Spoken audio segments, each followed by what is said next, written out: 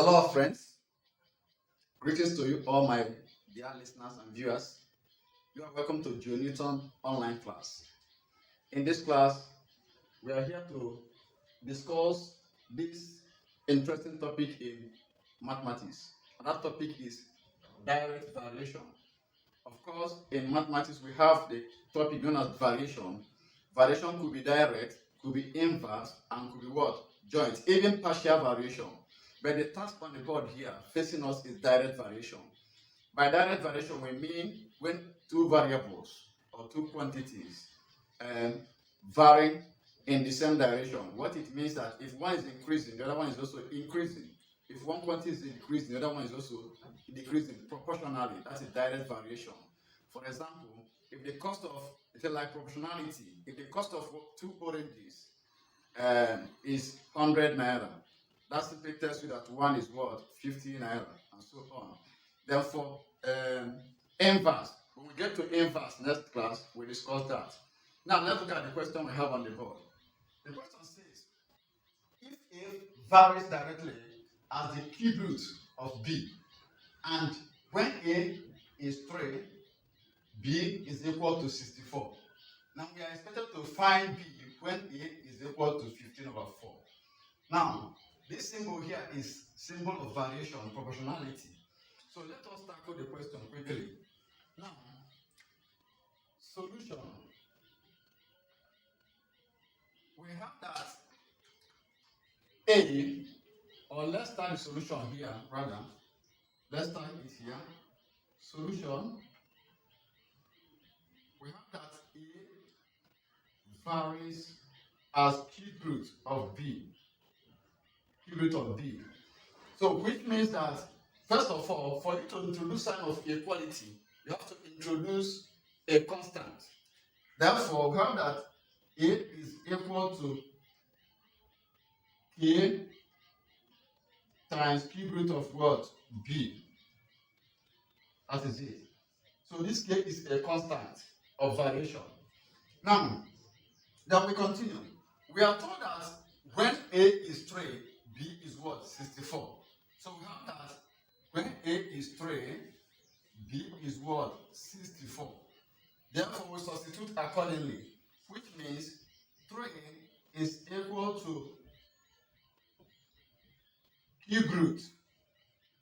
Our B is 64 of 64 times K. Then we continue.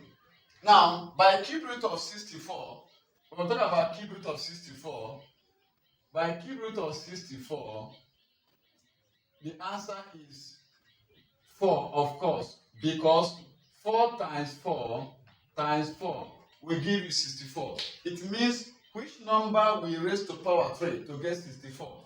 So by implication, 4 raised to power 3, which is 4 times 4 is 16. 16 times 4 is 64. So the cube root of 64 is what? 4.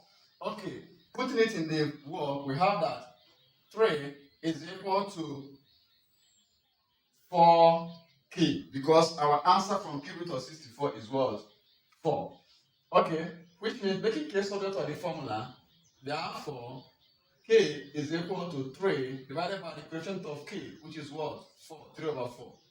Then, when we have this, the next thing we do now is we develop a formula or relationship existing between A and cube root of B, or A and B proportionally from the statement, which means we have that A is equal to 3/4 cube root of what? B. So this is the relationship or the formula connecting A and the cube root of B in the expression, or A and what? B in the word, in the question.